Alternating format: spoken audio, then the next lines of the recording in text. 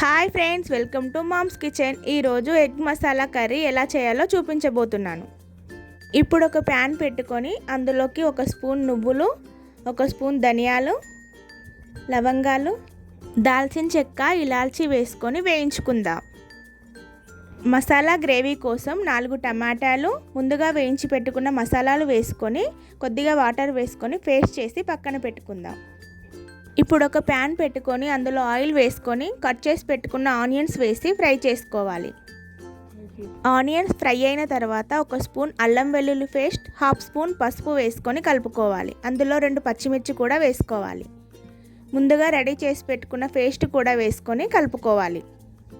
ఒక స్పూన్ కారం, ఒక స్పూన్ ఉప్పు, తగినంత వాటర్ వేసుకొని ఒక 5 మినిట్స్ ఉడికించుకోవాలి.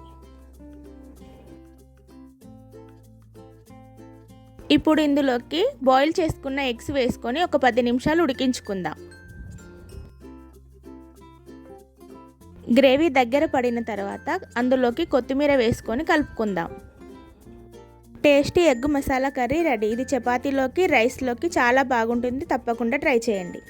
Like, share and subscribe.